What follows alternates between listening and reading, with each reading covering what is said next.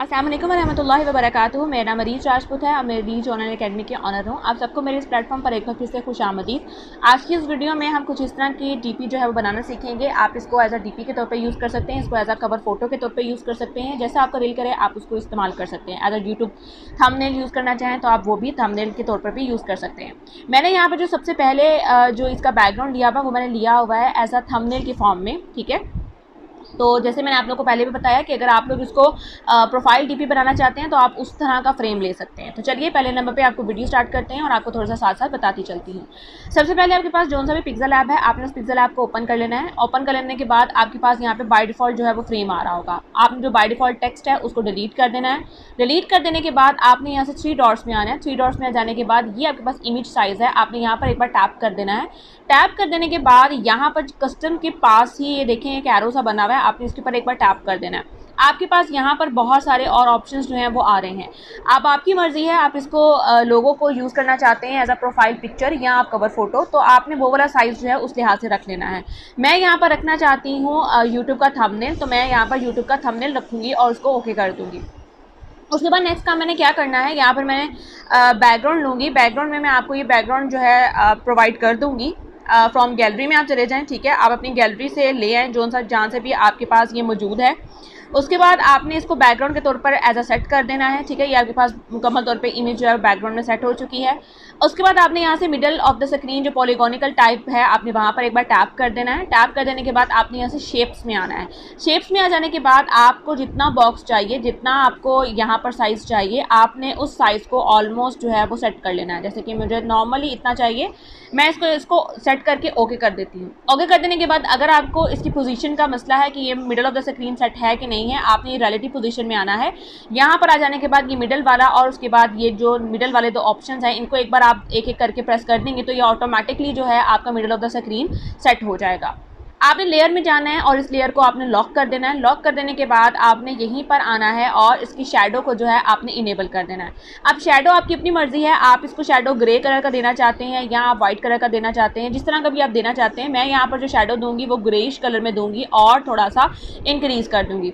अभी आपको शैडो जो है वो नज़र नहीं आ रहा क्योंकि हम लोगों ने यहाँ पर जो यूज़ कर रहे हैं कलर कम्बिनेशंस, तो वो तकरीबन कह लें कि हमारे पास वाज़े तौर पे नज़र नहीं आ रहा, ठीक है। लेकिन आप लोग जब इसको एज अ इंपोर्ट करेंगे, मतलब इसको एज अ सेव करेंगे, तो आपको वाज़े तौर पे जो है वो कलर नज़र आएगा। अगर मैं वाइट कलर लूँ तो आपको यहाँ पर देखें ये नज़र आ रहा है। मैं फ़िलहाल जो है वाइट कलर लेके इसकी थोड़ी सी सेटिंग कर लेती हूँ ताकि आपको कलर इसमें जो इसकी एक्स एक्सिस और वाई एक्सिस में सेटिंग है वो पता चल जाए। उसके बाद आप इसका कलर जो है वो चेंज कर दें। जौन सा भी आपको कलर यहाँ पर पसंद आता है आप वो वाला कलर यहाँ पर रख लीजिए, ठीक है। यहाँ पर मैंने ये वाला कलर ऑलमोस्ट रख लिया और उसको ओके कर दिया। अब यहाँ पर मैंने नेक्स्ट काम क्या करना है, नेक्स्ट काम मैंने ये करना है, मैंने एक दोबारा से शेप लेनी है। शेप ले लेने के बाद मैंने इसी शेप को इसके अकॉर्डिंगली जो है वो सेट कर देना है, ठीक है। चाहे तो आप इसकी जो शेप आपने लिया है उसी शेप की कॉपी ले लीजिए, चाहे तो आप दोबारा से एक रेक्टेंगल ले लें और उस रेक्टेंगल में ही आप दोबारा से इसको ड्रॉ कर लें। अब यहाँ पर आ जाए तो यहाँ पे मैं टेक्सचर लूँगी, इसके अंदर मैंने टेक्सचर लगाया है। ये चीज़ का ध्यान रखिएगा, जो मैंने पहले शेप ली है उस शेप में मैंने मुकम्मल तौर पर कोई भी कह लें कि मैंने उसमें कलर नहीं लिया, मतलब जो वाइट कलर था मैंने वही लिया और दूसरे में मैंने जो है वो टेक्सचर अप्लाई कर दिया जो मैंने बैकग्राउंड टेक्सचर में अप्लाई था। उसके बाद मैंने इसकी यहाँ से जो है मेंटेनेंस रेशो जो थोड़ी सी इनेबल कर दी और उसको डन कर दिया। अब यहाँ पर मेरे पास एक सेट हो गया। अगर कहीं से आपको थोड़ा सा लगे तो आप इसको दोबारा से सेट कर लीजिए, ठीक है। अब यहाँ पर आ जाएँ तो यहाँ पर मैं इसको थोड़ा सा ऐसे करके सेट कर दूँगी, ठीक है। और मैं इसको यहाँ से लेयर को भी लॉक कर दूँगी। अब लेयर को लॉक कर दिए। यहाँ पर आपने टेक्स्ट देखा था, वो टेक्स्ट मैंने कैसे लिखा था, यहाँ पर ए में आए, ए में आ जाने के बाद एडिट टेक्स्ट में आए, एडिट टेक्स्ट में आ जाने के बाद आप इसको रिमूव कर दीजिए और यहाँ पर अपना नाम लिख लीजिए। मैं इसको मुकम्मल तौर पे कैपिटल में कर देती हूँ और ओके कर दिया। ओके कर दिया। अब मैं इसका साइज़ जो है वो थोड़ा सा इंक्रीज़ कर दूँगी। इंक्रीज़ कर देने के बाद मैं यहाँ से फॉन्ट्स में आऊँगी। फॉन्ट्स में आ जाने के बाद माई फॉन्ट्स में आके मेरे पास ये मैंने आपको ये वाला फॉन्ट जो है ऑलरेडी दिया हुआ है, फॉर टॉर्चर्स एज वाला है। ये वाला फॉन्ट ऑलरेडी अपने टेलीग्राम के चैनल पर दिया हुआ है, आप वहाँ से जाके इसको डाउनलोड कर सकते हैं। अगर नहीं मिल रहा तो मुझे बताइएगा, मैं इंशाल्लाह उस पर्टिकुलर लिंक का आपको पोस्ट का लिंक जो है वो मैं प्रोवाइड कर दूँगी, ठीक है। आपने फिर इसका साइज़ जो है अपने अकॉर्डिंगली, काम के अकॉर्डिंगली इसको सेट कर लेना है, ठीक है। और इसके अंदर आपने एक टेक्सचर जो है वो लगा देना है। टेक्सचर वगैरह मैं आपको सारा प्रोवाइड कर दूँगी। अगर आप लोग खुद से टेक्सचर लेना चाहते हैं तो आप गूगल पर जाके सर्च कर सकते हैं। जिस तरह का भी आपको टेक्सचर पसंद आए आप उस तरह का टेक्सचर जो है वो रख सकते हैं। उसके बाद आपने इसमें थोड़ी सी शैडो जो है वो शैडो आपने अप्लाई कर देना है, ठीक है। थोड़ा सा शेडो अप्लाई करना है, ज़्यादा शेडो नहीं अप्लाई करना है, ठीक है, नॉर्मली इतना सा, ठीक, शेडो अप्लाई करना है, स्ट्रोक अप्लाई नहीं करना है, इस चीज़ का आप लोगों ने ध्यान रखना है। उसके बाद नेक्स्ट टेक्स्ट लीजिए। नेक्स्ट टेक्स्ट ले लेने के बाद अब आप यहाँ पर जो है अपना फर्दर नेम जो है लिखना चाहते हैं, आप फर्दर नेम लिख दीजिए, ठीक है, जैसे आप जो भी आप लिखना चाहें, अरीज ही अब आपने लिखना है तो आप अरीज लिख सकते हैं। तो बाकी ये है कि यहाँ पर दोबारा से फ़ॉन्ट आ जाए। मैंने इसका बाय डिफ़ॉल्ट जो फ़ॉन्ट था वो लिया और यहाँ पर जो स्पेसिंग है मैंने थोड़ी सी इसमें लेटर की स्पेसिंग दे दी यहाँ पर इस तरह थोड़ा सा, ताकि हमारा जो टेक्स्ट का एरिया है वो थोड़ा सा कवर हो जाए, ठीक है।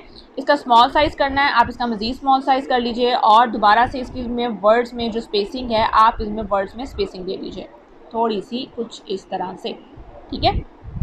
और इसमें अगर आप टेक्सचर लगाना चाहते हैं अगेन टेक्सचर लगा दीजिए, लेकिन मैंने यहाँ पर टेक्सचर नहीं लगाया, मैंने यहाँ पर कलर लगाया है और वो कलर भी यहाँ पर आपको बाय डिफ़ॉल्ट मिल जाएगा। लेकिन अगर नहीं मिलता तो कोई मसला नहीं है, आप कलर को पिक कर सकते हैं। कलर पिकिंग का मैं दोबारा बता देती हूँ। ये आपने प्लस के निशान पर जाना है, यहाँ से आपने कलर ड्रॉपर पर जाना है, कलर ड्रॉपर पर चले जाने के बाद यहाँ पर आपके पास वो नहीं आ रहा तो कोई मसला नहीं है, यहाँ पर आ जाइए, ठीक है। तो यहाँ से आप थोड़े से अपने कलर को बना लीजिए, ठीक। अब यहाँ पर आ जाए। अब नॉर्मली आपका जो कलर है आपके उस कलर के साथ मैच कर रहा है, अगर मज़ीद आपको फ़र्क नज़र आए तो यहाँ पर आप मज़ीद इसमें टेक्सचर भी अप्लाई कर सकते हैं, जो आपका दिल करे आप उस तरह इसमें अप्लाई कर सकते हैं, कोई इसमें मसले वाली बात नहीं है, ठीक है। अगर आपको टेक्सचर अप्लाई करना है आप मज़ीद टेक्सचर भी अप्लाई कर सकते हैं। इस तरह जो है आपका काम मुकम्मल होता है और आपकी वीडियो जो है वो यहाँ पर कंप्लीट होती है। आप लोग इसको ऐसा, मैंने जैसे पहले बताया, एज अ कवर फोटो के तौर पे यूज़ कर सकते हैं, आप लोग एज अ लोगो के तौर पे यूज़ कर सकते हैं। आपको सबसे पहले फ्रेम सेटिंग जो है वो करनी होगी और उसके बाद जो भी आपको यहाँ पर स्टेप बाय स्टेप चीज़ें बताई गई हैं आपने वो वाले स्टेप को फॉलो करना है। मज़ीद अगर कोई सवाल हुआ तो आप लोग पूछ लीजिएगा। अपनी दुआ मुझे याद रखिएगा, अपना बहुत सारा ख्याल रखिएगा। मिलते हैं अगली किसी वीडियो में। अल्लाह हाफ़िज़।